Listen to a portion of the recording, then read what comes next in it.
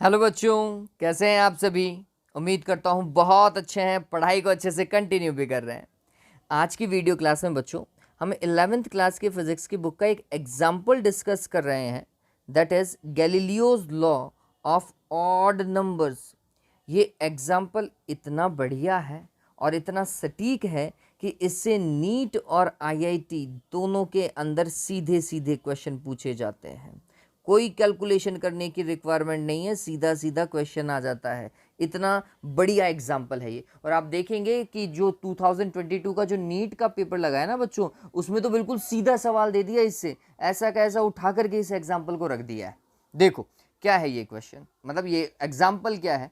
तो एग्जाम्पल कुछ इस तरीके से, the distances traversed during the equal interval of the time by a body falling from the rest। देखो मतलब कोई एक बॉडी है, वो रेस्ट से क्या हो रही है, नीचे की ओर गिर रही है, और वो जो इक्वल टाइम ड्यूरेशन के अंदर डिस्टेंस ट्रेवल कर रही है, उस डिस्टेंस के लिए ये फैक्ट है क्या भाई, stand to one another in the same ratio as the odd numbers beginning with the unity. अब ये थोड़ा सा पढ़ने में लिखने में अजीब सा लगता है ना, कि ये पता नहीं क्या दे दिया यार इन्होंने।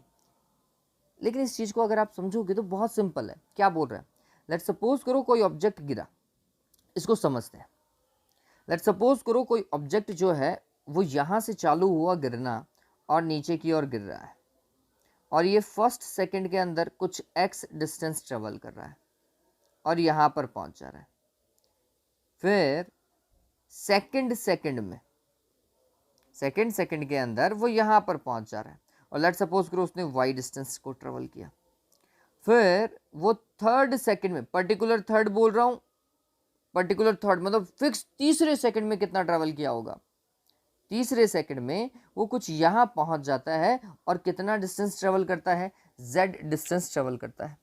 तो गैलीलियो बोलता है कि जब आप इन तीनों को x, y और z को आप देखोगे, मेजर करोगे, तो आपको पता चलेगा बच्चों कि x, y और z का रेशो कितना आएगा, 1:3:5 ऑड नंबर्स में आएगा, ऐसा आएगा। इसका मतलब y जो है वो 3 टाइम्स है x का, z जो है वो 5 टाइम्स है किसका, x का। ये आपको देखने को मिलेगा। ये पर्टिकुलर क्वेश्चन है या थ्योरम है। पता चला x, y और z का रेशो कितना होगा, 1:3:5 होगा। ऐसे ही अगर वो आगे की ओर फोर्थ सेकंड के अंदर जाता तो पर्टिकुलर फोर्थ सेकंड में कितना ट्रेवल करता, तो लेट सपोज करो p ट्रेवल करता। तो आप अगर यहाँ पर x ratio y ratio z ratio p करते ना, तो ये रेशो कितना आता, 1:3:5 रेशो कितना, 7। नेक्स्ट ऑड नंबर तो 7 ही था, इतना आता। और ये ऐसा ही आएगा, अपन सॉल्व भी करेंगे इस चीज को, ये ऐसा ही आएगा बच्चों। किस तरीके से आएगा उसको चलो सॉल्व करके देखते हैं, ठीक है। चलो काम करके देखते हैं, एक बार के लिए इसको रब कर देता हूं। पता तो चला ना कि थ्योरम क्या थी, पता चला बच्चों की थ्योरम क्या थी। अब काम करना चालू करते हैं कि जो उन्होंने बोला है वो बिल्कुल सही है या फिर गलत है, ऐसे ही हमें चिपका गए हैं। चलो देखो देखो, कोई भी साइंटिस्ट इतना गलत भी नहीं हो सकता, और अगर गलत है तो फिर हम उसको पढ़ते नहीं इतना। चलिए, हमने बोला बॉल यहाँ से चालू हुई और यहाँ पर पहुँच रही है 1 सेकंड में। कितना सेकंड में, फर्स्ट सेकंड के अंदर। तो ए से चालू हुई और कहाँ पर पहुँच रही है, बी पर पहुँच रही है। फिर बी से सी पर, और बी से सी पर पहुंचने के लिए उसने कितना टाइम लिया, दैट इज 2 सेकेंड। ये अपन एक एग्जाम्पल सेकेंड में ही चल रहा हूँ मैं, है ना। 2 सेकेंड लिया, और आप देख सकते हैं कि बी सी जो ट्रेवल है वो कितने में किया होगा, सेकेंड में किया होगा। ऐसे ही सी से वो शायद डी पर पहुंच गया होगा, और डी पे पहुंचने में उसने कितना टाइम लिया, हम ये मान करके चलते हैं टोटल 3 सेकेंड लिए होंगे। कितना लिया होगा, 3 सेकेंड लिया होगा। तो आप ये कह सकते हैं कि सी से लेकर डी तक वो पहुंचा थर्ड सेकेंड में पहुंचा। ऐसे ही आप आगे की ओर जा सकते हैं। लेट सपोज करो डी से वो कहाँ पहुंच गया, ई पॉइंट पे पहुंचा, और ई पॉइंट पे जाने के लिए उसने कितना टाइम यूज़ किया होगा, 4 सेकेंड यूज़ किया होगा, टोटल 4 सेकेंड। तो आप ये कह सकते हैं डी से लेकर ई तक का जो है वो 4th सेकेंड में ट्रेवल किया, ऐसा ही है। चलो काम करते हैं। तो हमने लिखा for for A B path, for A B path, A B path के लिए मैं बात कर रहा हूं तो हमें ये पता होना चाहिए इनिशियल स्पीड कितनी है, 0 है, और वो नीचे की ओर गिर रहा था, मतलब उसके ऊपर ग्रेविटी लग रही थी, ऐसा ही है, और टाइम कितना है, 1 सेकेंड है। तो हमने बोला अगर ए बी पाथ है तो u का वैल्यू तो 0 है और एक्सेलरेशन का वैल्यू g के इक्वल है ना, अर्थ की ग्रेविटी है, और टाइम कितना ले रहा है, that is 1 second, that is 1 second, ये ध्यान में रखना। चलो तो काम करते हैं, तो हमने ए बी को कैसे कैलकुलेट किया, तो हमने बोला A B is equals to u t plus half A T square. बताओ ऐसा कैलकुलेट कर सकता हूँ, u का वैल्यू 0 रखते ये वाला तो पार्ट 0 हो जाएगा, तो इसको हटाओ, हाफ a की जगह कितना लिखा g, और t की जगह 1 लिखता हूं तो ये 1 का स्क्वायर आएगा, ये किसका स्क्वायर आएगा, 1 का स्क्वायर हो जाएगा, तो इट विल बी g/2। पता चला ए बी कितना आया। नेक्स्ट देखो, फॉर ए से लेकर सी पाथ के लिए देखो, for A C path, A C path के लिए इनिशियल स्पीड बच्चों 0 ही है क्योंकि ए से चालू हुआ था, फिर एक्सीलरेशन कितना है, जी के इक्वल है, लेकिन ए से सी तक पहुंचने में वो टोटल कितना टाइम लगा रहा है, 2 सेकंड लगा रहा है। ठीक है, तो आप इस चीज को देखेंगे कि ए सी का जो वैल्यू है, distance A C is equals to u t, is equals to u t, u t कितना हो जाएगा, 0, क्योंकि यू कितना था, 0 था, प्लस हाफ ए की जगह जी, और टी स्क्वायर करो, टी स्क्वायर मतलब 2 का स्क्वायर, 2 का स्क्वायर कितना होता है बच्चों, 4 होता है क्या, तो हमने लिखा it will be 4 into 1/2g। बताओ इतना ही आ रहा है क्या, यही आ रहा है।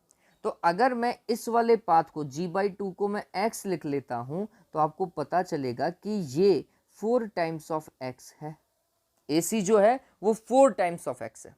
ठीक है, ये बात तो ऐसे ही आगे चलो, फॉर अब आओ A से D तक आओ, A से कहाँ तक आओ, D तक आओ, A से D तक, तो हमने लिखा फॉर AD पाथ, चालू कहाँ से हो रहा है, A से हो रहा है, ध्यान में रखना, U कितना है, 0 है A पर, ग्रेविटी लग रही है एक्सिलरेशन के रूप में, और टाइम कितना लगा भाई D तक पहुँचने में, हमने बोला 3 सेकेंड में पहुँच गया था, ऐसा मान के चल सकते हैं, है ना। अगर मैं ऐसा मानूं तो AD पाथ कितना आएगा वो देखना, AD is equals to UT, वापस से ऊपर वाला फॉर्मूला देखो बच्चों, इसमें इसी में रख रहे हैं वैल्यू, UT का वैल्यू तो 0 हो जाएगा क्योंकि U 0 था, प्लस हाफ A की जगह G लिखना है, और T square that is square of 3, square of 3 तो 9 होता है क्या, तो मैं इसे लिख सकता हूँ 9 इंटू 1/2g, और 1/2g को कितना लिखा है, x, तो इट विल बी 9x।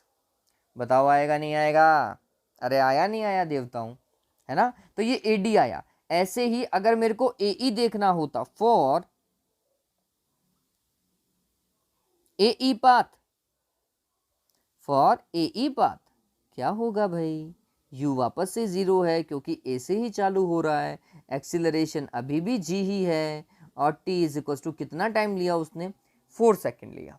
ठीक है, ये बात तो अगर 4 सेकेंड ले रहा है बच्चों तो फिर काम किस तरीके से किया जाएगा, तो हमने लिखा AE is equals to, UT तो 0 हो जाएगा, प्लस हाफ A की जगह G और T square that is square of 4, square of 4 that is 16, it will be 16 into half G, और हाफ G को x लिखा था तो इट विल बी 16x। पता चल रहा है। तो अगर मैं इनको देखता हूं, किसको देखता हूं, AB को, AC को, AD को, AE को, है ना, तो इनका रेशो देखो, AB का रेशो देखना, अब इस चीज को ये समझने वाली बात है, AB ratio AC ratio AD ratio AE, इन चार को देखो। तो AB के लिए मैंने लिखा था x, AC के लिए मैंने लिखा 4x, AD के लिए मैंने लिखा 9x, और AE के लिए लिखा 16x। ऐसा ही तो है, x से x कैंसिल हो जाएगा, it will be 1 ratio 4 ratio 9 ratio 16। ऐसा ही आ रहा है क्या, है ना, टाइम के स्क्वायर के इक्वलेंट में जा रहा है। लेकिन थोड़ा सा आगे की ओर और देखो, जो डेरिवेशन है या फिर जो पर्टिकुलर स्टेटमेंट है वो बोल रहा है during the equal time intervals, है ना, इट विल ट्रेवल एज 1:3:5। ये क्या है? ये जो थोड़ी देर पहले मैंने समझाया। आप ए बी का रेशो देखो, फिर बी सी का देखो, फिर सी डी का देखो और फिर डी ई का देखो। तो अगर मेरे को बी सी निकालना है, अगर मेरे को बी सी निकालना है तो बी सी कैसे कैलकुलेट होगा? B C is equals to A C minus A B, ऐसा ही तो होता। चलिए तो अपन देखते हैं बी सी क्या लिखा जाता। तो हमने बोला what is B C, B C कैसे कैलकुलेट होता? तो आप ए सी में से किसको हटाओ? ए बी को हटाओ, दैट इज बी सी। तो हमने लिखा ए सी, ए सी कितना बच्चों? 4x, और उसमें से ए बी को हटाना है, दैट इज x, कितना आएगा? 3x आएगा। ये बी सी का वैल्यू है। समझ में आया? अरे समझ में आया बी सी कैसे निकला? ए सी में से ए बी को सब्ट्रैक्ट किया। अगर आपको कोई बोले आपको सी डी कैलकुलेट करना है, क्या कैलकुलेट करना है? सी डी कैलकुलेट करना है, तो सी डी कैसे कैलकुलेट करेंगे? ए डी में से, ए डी में से किसको सब्ट्रैक्ट करो? ए सी को सब्ट्रैक्ट कर दो, तो क्या आएगा? ये सी डी आएगा, नहीं आएगा? तो हमने बोला कि अगर हमें सी डी को कैलकुलेट करना है, किसको बच्चों? सी डी को, तो सी डी कैलकुलेट कैसे होगा? ए डी में से ए सी को सब्ट्रैक्ट कर लो। ए डी का वैल्यू कितना है? देखो लिख रखा है यहाँ पर 9x लिखा है अपन ने, 9x, और ए सी का वैल्यू 4x, कितना आएगा रे? 5x आएगा, नहीं आएगा? सिमिलरली अगर मेरे को डीई कैलकुलेट करना होता, क्या कैलकुलेट करना होता बच्चों? डीई, तो डीई का तरीका क्या होता? तो हम बोलते एई में से एडी को हटाओ। देखो हर बार यही फॉर्मेट है, बीसी कैलकुलेट करना था तो ए सी माइनस ए बी, और अगर सी डी कैलकुलेट करना होता तो ए डी माइनस ए सी। तो ऐसे ही अगर मेरे को डीई कैलकुलेट करना हो तो मैं क्या करूंगा? एई में से किसको हटाऊंगा? एडी को हटाऊंगा। एई का वैल्यू कितना? 16x माइनस 9x, कितना आएगा रे? 7x आएगा, नहीं आएगा? तो गौर करो रेशो, इस बार नेक्स्ट रेशो देखो, A B ratio B C ratio C D ratio D E. पता चल रहा है? ये फर्स्ट सेकंड के अंदर ट्रेवल किया, ये सेकंड वाले सेकंड में ट्रेवल किया, ये थर्ड वाले सेकंड में ट्रेवल किया, और ये फोर्थ वाले सेकंड में ट्रेवल किया। ऐसा ही तो था। और अगर मैं इनकी वैल्यू रखता हूं तो ए बी का वैल्यू x, बी सी का भी निकाला 3x, सी डी का निकाला 5x, और डी ई का निकाला 7x। x से x क्या हो जाएगा? Cancel, it will be 1:3:5:7। पता चला? मैंने सिंप्लिसिटी के लिए बच्चों इसे 1 सेकेंड से सॉल्व किया है। किसके लिए? 1 सेकेंड से कब सॉल्व किया अपन ने? सिंप्लिसिटी के लिए, है ना? आप इसमें बस ये बात ध्यान में रखना, टाइम इंटरवल जो है वो क्या होना चाहिए? एक दूसरे का मल्टीपल होना चाहिए। चलो ये आगे और मैं आपको बताऊंगा और डिस्कस करेंगे, लेकिन ये सिंपल सा समझ में आया, ये क्लियर हुआ। चलो अब इसको थोड़ा सा एक्सटेंड करते हैं। थोड़ा सा एक्सटेंड कैसे, वो समझो। ये तो पता चला ना? अब देखो अपन ने बोला यहाँ पे था, फिर यहाँ आया, फिर यहाँ आया, और फिर यहाँ आ गया। ज़्यादा नहीं ले रहा हूँ मैं। तो ये वाला ए, ये वाला बी, ये वाला सी, और ये वाला डी। अब समझना, मैं ये बोल रहा हूँ कि ए से लेकर बी तक जाने में उसे लेट सपोज करो 2 सेकेंड लग रहा है। वो 2 कुछ भी हो सकता है, वो 3 हो सकता है, वो 4 हो सकता है, वो जो भी आप मानो उतना हो सकता है। और ए से सी तक जाने में, ए से सी तक जाने में उसे 2 टो लग रहा है। कितना? 2 टो। जितना इनिशियल टाइम था उसका डबल टाइम में वो सी तक पहुंच जा रहा है। और फिर डी तक जाने में उसे कितना टाइम लग रहा है? 3 टो टाइम लग रहा है। अब ये टो की वैल्यू क्वेश्चन में शायद 2 सेकेंड दी हुई हो, तो 2 सेकेंड में ए से बी, तो 4 सेकेंड में ए से सी, तो 6 सेकेंड के अंदर वो ए से डी तक पहुंच जाएगा। ऐसा किसी क्वेश्चन में टो का वैल्यू 4 दिया हुआ है कि 4 सेकेंड में वो ए से बी पहुंच रहा है, तो 4 का जस्ट डबल कितना? 8, तो 8 सेकेंड में वो ए से सी तक पहुंच रहा है। फिर 4 का थ्राइस 12 सेकेंड में वो ए से लेकर डी तक पहुंच रहा है, कुछ ऐसा। तो अगर ऐसा सिनेरियो है बच्चों तो आप इसको ऐसा माने, ये डिस्टेंस और ये डिस्टेंस कॉन्जिक्यूटिव डिस्टेंसेस, ठीक है, इनका रेशो अभी भी उतना ही आएगा। अभी भी आप A B ratio B C ratio अगर सी डी कैलकुलेट करेंगे ना, तो टाइम देखो, मैंने बोला टोथ टाइम में, टू टोथ टाइम में और 3/4 टाइम में ये ट्रेवल हमेशा 1/, ओके ये क्या लिख रहा हूँ मैं, एक मिनट, 1/3/5 में चलेगा। कैलकुलेट करके बताऊं क्या आपको कि ये ऐसा ही आया? देखो कैलकुलेट करता हूं। सबसे पहले ए बी को कैलकुलेट करो। ए बी क्या होगा? Initially u is equals to 0 था बच्चों, तो ut तो 0 हो जाएगा। हाफ ए की जगह g है तो g ऐसा का ऐसा, और टाइम कितना ले रहा है ए बी के लिए? टो ले रहा है, तो हमने लिखा टो स्क्वायर। ठीक है, ए बी कैलकुलेट हुआ। अब बी सी कैलकुलेट करो। बी सी को ट्रेवल करने के लिए कितना टाइम लिया? 2t, तो हमने लिखा ut तो 0 है, हाफ g, और टी स्क्वायर की जगह कितना आएगा? 2 टो का स्क्वायर। कितना हो जाएगा भाई? तो ये 2 का स्क्वायर 4 होता है क्या? तो 4 into half g t square. बताओ आ रहा है नहीं आ रहा? गौर करो, गौर करो। क्या भाई, अगर आप इसको x लिख रहे हैं तो ये वापस से 4x का कॉन्सेप्ट आ रहा है नहीं आ रहा है? ऐसे ही, अरे मैं BC कैसे लिख गया बच्चों, ये AC होगा। ठीक है, ऐसे ही आप आए A से लेकर कहाँ तक? D तक आए। A से लेकर कहाँ तक आए? D तक आए। वापस से ut 0 है, तो हमने लिखा 0 plus half A T square, half A की जगह g, और t कितना टाइम लग गया? 3 टो लग गया। 3 टो मतलब 9 टो स्क्वायर। इसका मतलब वापस से 9 into half g t square, इसका मतलब 9x वापस से आ रहा है क्या? अरे आया नहीं आया? तो वापस से रेशो वही आ रहा है क्या? A B ratio A C ratio A D. गौर करो कितना?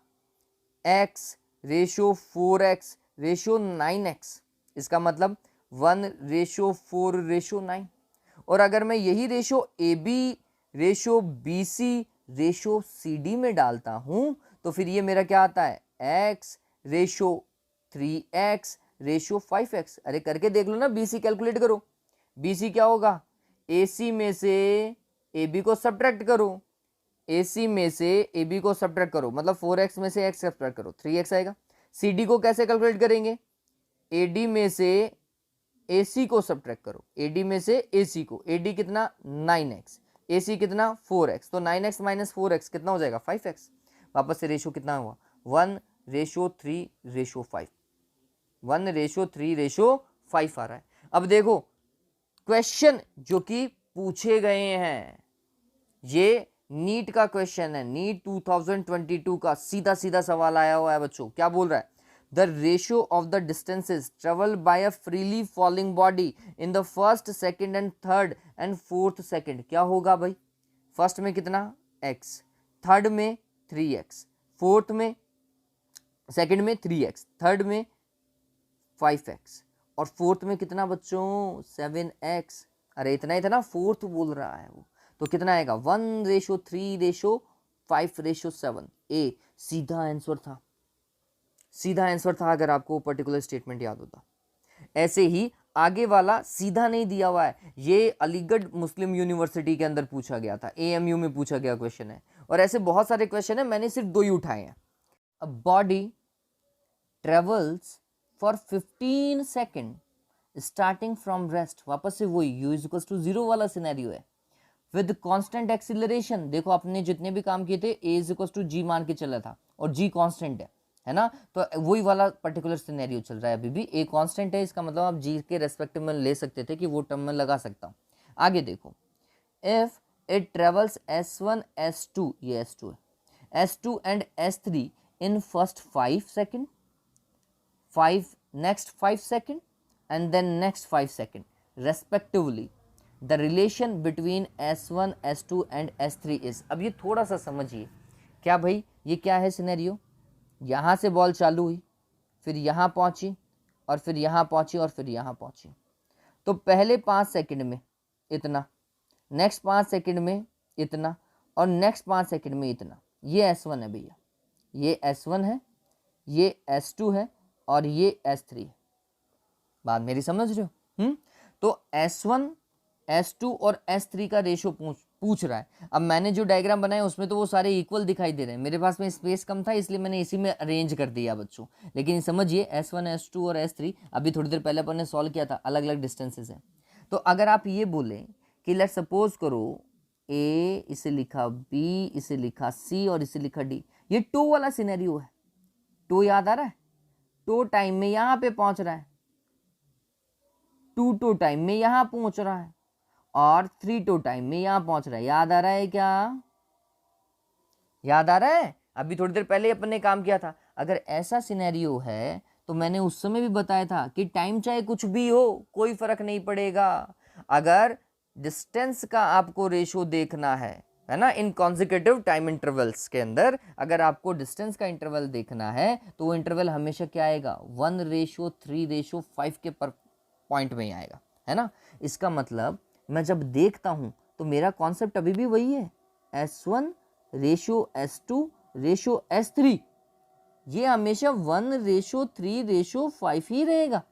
लेकिन ऐसा कहीं दिया हुआ नहीं है। आप ऑप्शन देखो, ऑप्शन में ऐसा कहीं दिया हुआ नहीं है। तो फिर इसका फैक्ट आगे से समझो। S1 और S2 में क्या रिलेशन है? 1:3 का। तो आपने लिखा S1 divided by S2 is equals to 1/3। इसका मतलब क्या हुआ भाई? S1 is equals to S2/3। पता चला? अब देखो ये वाली चीज कहाँ मैच कर रही है? कोई ऑप्शन में मैच कर रही है? हाँ मैच कर रही है, सी वाले में। सी वाले में ये आ रहा है, नहीं आ रहा? तो इसका मतलब है सी अपना आंसर बैठेगा। आगे वाला और करके देख लेते हैं कि और आगे आ सकता है क्या। मैं S1 और S5 में देख रहा हूं, तो अगर मैं S1 रेशो S5 देखता हूं, S3 देखता हूं, 5 कहां से है? S3 देखता हूं, तो क्या होगा? तो आप ये देखेंगे कि S1 का वैल्यू तो 1 है और S3 का वैल्यू 5 है, तो इट इज 1:5, 1:5। और अगर 1:5 के हिसाब से चले तो आपको पता चलेगा कि S1 is equals to S3 divided by 5 आएगा। ठीक है, तो ऑप्शन तो यही बैठेगा, S1 का वैल्यू S3/5 भी है। तो ऑप्शन तो यही है। कौन सा बच्चों? सी इज द करेक्ट ऑप्शन। पता चला? तो गौर कीजिए, ये वो पर्टिकुलर पैटर्न था गैलीलियो का। ये जो लॉ जो उसने दिया है वो ऑड नंबर्स वाला, कि सेम टाइम इंटरवल के अंदर ऑड नंबर्स में ही उनका डिस्टेंस ट्रेवल होगा। ये इतना परफेक्ट रूल है बच्चों कि आप हर एक क्वेश्चन में आसानी से लगा सकते हैं जो इस पैटर्न में, और डायरेक्ट आंसर है। इसके अलावा और कुछ हो ही नहीं सकता। 1:3:5 होगा, इसके अलावा और कुछ आएगा ही नहीं। ठीक है, तो उम्मीद करता हूं कि ये चीज़ आपको समझ में आई होगी। अगर वीडियो अच्छा लगा हो तो प्लीज़ लाइक और शेयर कीजिएगा। आज के लिए इतना ही। Have a good day and take care.